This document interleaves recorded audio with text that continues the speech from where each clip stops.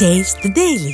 2021 முதல் 2023 வரை திமுக அமைச்சராக இருக்கக்கூடிய செந்தில் பாலாஜி 10 டெண்டர் நிறுவனங்களுக்கு சுமார் 45,000 டிரான்ஸ்பார்மர்கள், அதாவது 1182 கோடி ரூபாய் மதிப்பில் டெண்டர் விடப்பட்டதில் அரசுக்கு சுமார் 400 கோடி ரூபாய் இழப்பு ஏற்படுத்தி இருக்கிறார் என்று லஞ்ச ஒழிப்புத்துறையில் அனைத்து இந்திய அண்ணா திராவிட முன்னேற்ற கழகத்துடைய தகவல் தொழில்நுட்ப பிரிவு இணை செயலாளர் CPR நிர்மல்குமார் புகார் அளித்திருக்கிறார். அந்த புகாரிலே, அதாவது 7,87,000 ரூபாய்க்கு குஜராத்தில் டிரான்ஸ்பார்மர்கள் கொள்முதல் செய்யப்பட்டிருக்கிற நிலையில் தமிழகத்தில் 12,97,045 ரூபாய் டிரான்ஸ்பார்மர்கள் அதிக விலைக்கு கொள்முதல் செய்யப்பட்டிருப்பதை அவர் சுட்டிக்காட்டியிருக்கிறார். குறிப்பாக மற்ற மாநிலங்களை காட்டிலும் தமிழகத்தில் அதிக விலைக்கு கொள்முதல் செய்து அரசுக்கு இழப்பு ஏற்படுத்தி இருக்கக்கூடிய திமுகவுடைய அமைச்சர் செந்தில் பாலாஜி மீது வழக்கு பதிவு செய்து விசாரணை நடத்தி அவர் மீது கிரிமினல் வழக்கு பதிவு செய்யப்பட வேண்டும், அந்த அரசுக்கு இழப்பு ஏற்படுத்திய தொடர்பாக உரிய நடவடிக்கை எடுக்கப்பட வேண்டும் என்று அந்த புகாரில் வலியுறுத்தியிருக்கிறார். குறிப்பாக இந்த டிரான்ஸ்பார்மர்களுடைய கொள்முதலில் எப்படி இவர்கள் மோசடி செய்திருக்கிறார் என்பதை அவர் தெளிவாக அந்த புகாரில் தெரிவித்திருக்கிறார்.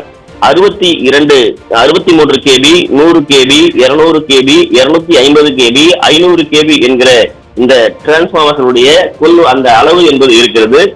எடுத்துக்காட்டாக 500 KB டெண்டர்களில் சுமார் 26 ஒப்பந்ததாரர்கள் ஒரே விலைக்கு கோருகிறார்கள், அதிக விலைக்கு கோருகிறார்கள்.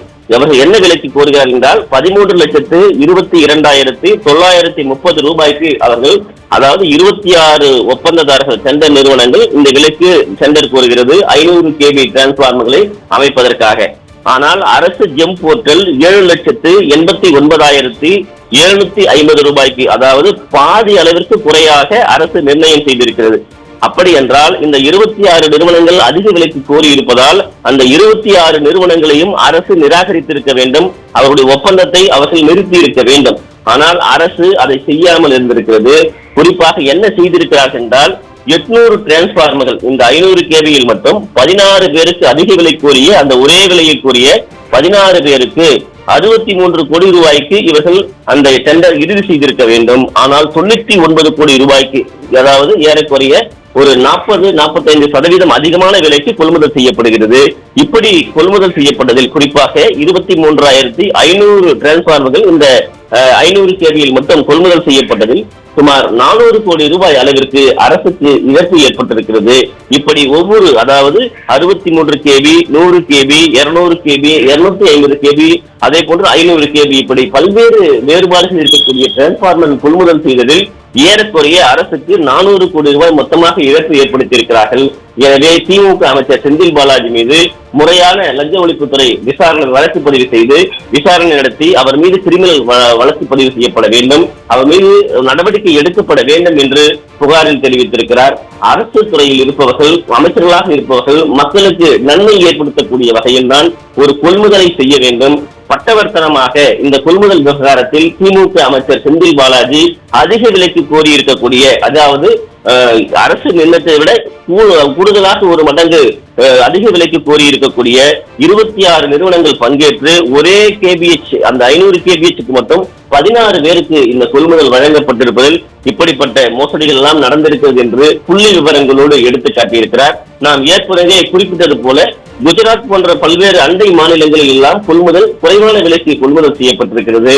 அப்படி இருக்கிற போது அதை காட்டிலும் கூடுதலாக பன்மடங்கு அதிக விலைக்கு இந்த கொள்முதல் செய்யப்பட்டதால் 400 கோடி ரூபாய் இந்த டிரான்ஸ்பார்ம் கொள்முதலில் மட்டும், அதாவது சுமார் அவர் குறிப்பிட்டிருக்கக்கூடிய அந்த 2001 முதல் இந்த 2023 வரை இந்த காலகட்டங்களில் மட்டுமே இவ்வளவு அரசுக்கு இழப்பு ஏற்பட்டிருக்கிறது. தொடர்ச்சியாக பார்க்கிற போது இன்னும் எவ்வளவு ஊழல்கள், அது எவ்வளவு முறைகேடுகள் நடந்திருக்கும், இன்னும் பல்வேறு கொள்முதல்களில் என்ன நடந்திருக்க போகிறது என்பதெல்லாம் தலை சுற்ற வைக்கக்கூடிய அளவில் இருப்பதாக இந்த புகாரை பார்க்க முடிகிறது.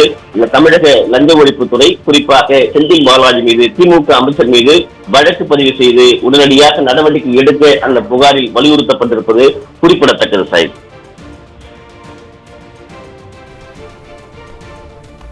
விவரங்களை வழங்கியமைக்கு நன்றி ஜெயக்குமார்.